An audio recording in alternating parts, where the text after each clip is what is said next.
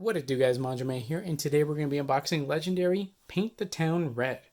This is a Spider-Man centric expansion having to do with him and his friends. So, just got this for Christmas from the best person in my life in the world right now. And yeah, let's take a look at what's inside. So, if nothing else, like many other of these smaller expansions, it's going to add heroes, villains, and I think some schemes. Yeah. So let's take a look at the box.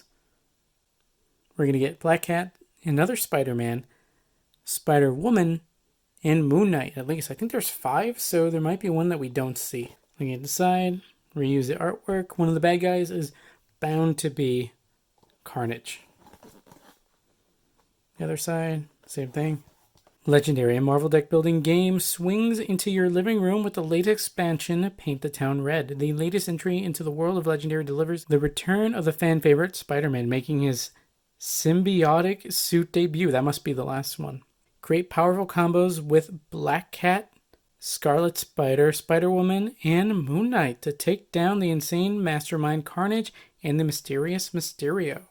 Paint the Town Red expansion features 100 playable cards, 5 heroes, 2 masterminds, 2 villain groups, and 4 all-new schemes, and a rule sheet. Of course, you cannot play this by itself. You must have the base set in order to play, which is mostly because the base set has generic cards that these don't come with. I love the color scheme red, so I already like this. We have Spider Friends in here and Marvel Knights.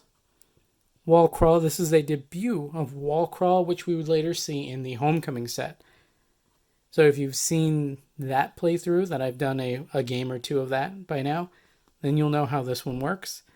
Feast, I have not. So Feast equals Fight. KO the top card of your deck. Wow. Okay. That could be really bad. Then there's Mysterio, who has his own kind of cool stuff. Card clarifications, just in case. Take a look at that. All right. Check out the deck itself, which is stacked with some cool stuff.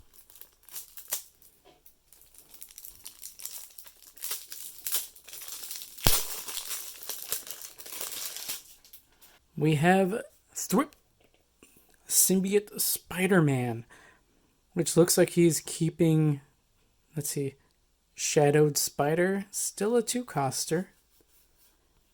Spider Sense Tingling.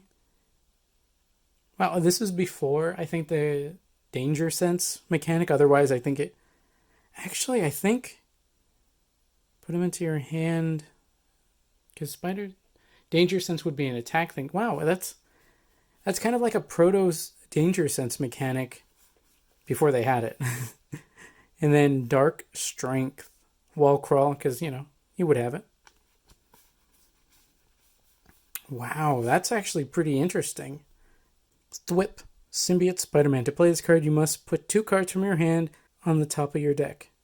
So the only good way I could see this being, kind of useful is that you're choosing what cards you're putting at the top of your deck. So that if you play a card that says, hey, you need X card to be at the top of your deck, if it is, you get an effect. Well, you just put 2 cards on top of your deck to guarantee that effect. That's the only way I see that being, really good. Otherwise, it's a cost 2 for damage, which is still pretty good. And the fact that he's in this is really cool. One of my favorite costumes for Spider-Man. So, you know what? Black Cat, Jinx Black Cat, Casual Bank Robbery,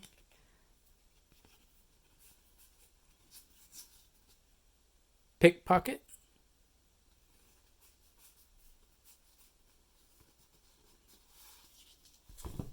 Cat and Burglar, Black Cat, 5+, cost 8 though. Each other player reveals a red hero or chooses a bystander in their victory pile. You rescue those bystanders. Wow. If you played a Spider Friend, you get +1 for each bystander you rescued this turn. That could build up to be really good. Especially with the base Spider-Man, because he rescues a lot, and then I think base Black Widow also does.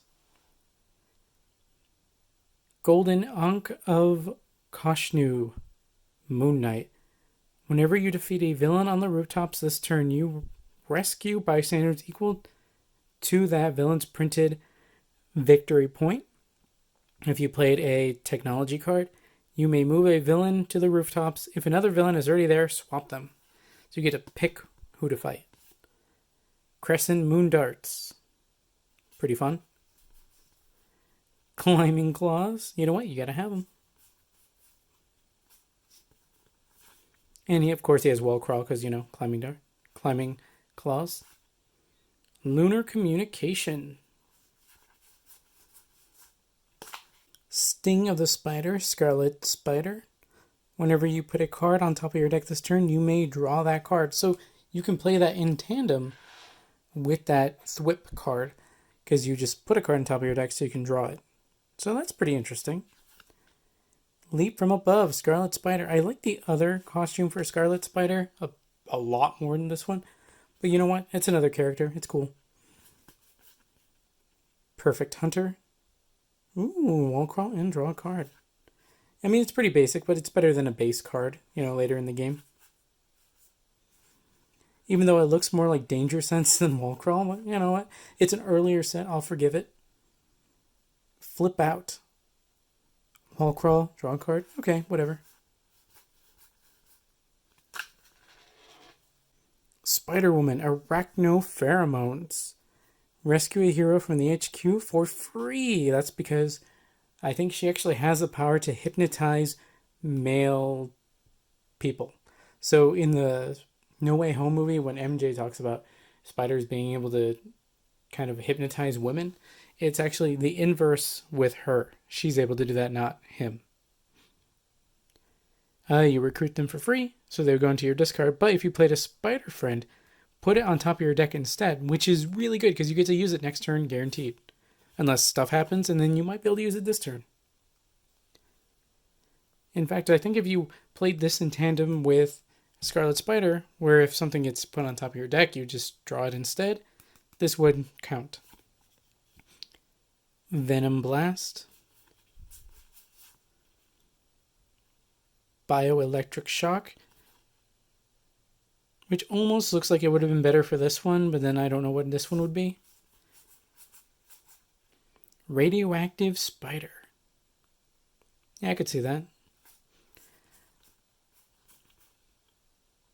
Yeah.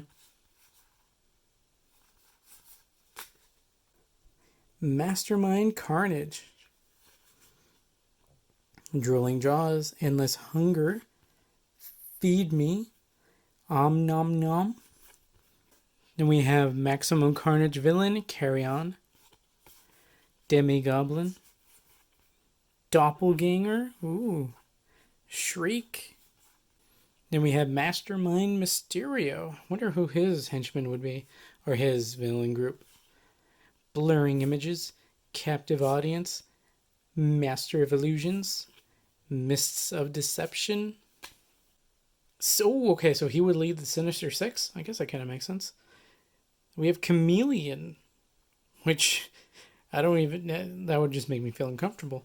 Hobgoblin, K, Craven the Hunter, Sandman, Shocker, oh wow, 2 of them, Vulture, that's pretty cool, Invade the Daily Bugle News HQ,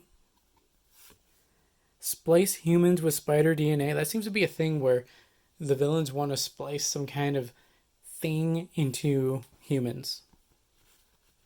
The Clone Saga. Oh, that's going to be a fun one. Weave a Web of Lies. These are going to be some fun schemes to mix into our decks and then kind of see what kind of games we can make. We're definitely going to have some Spider-Man thematic games to be played, and there's plenty of Spider-Man content for that. With this, the base set, and the Homecoming set, I mean, there's no shortage of Spider-Man out there. And one thing I think is kind of weird and almost like a misnomer of this box is the fact that we see base Spider-Man here, and he's not even represented in the cards. Because you have Spider-Man, but you have a Symbiote Spider-Man and Scarlet Spiderman. You don't even have the base one. Though you could argue, well, he's in the base set, but then why paint the town red? My first thought is like referring to him. It could be referring to Carnage. So, you know what? Fair enough. Well, guys, that's it for Legendary Paint the Town Red. If you want to stay up to date on my videos and live streams on both YouTube and Twitch, check out links in the description below. Like, comment, subscribe, and consider joining. That's all for now, guys. Manjoume out.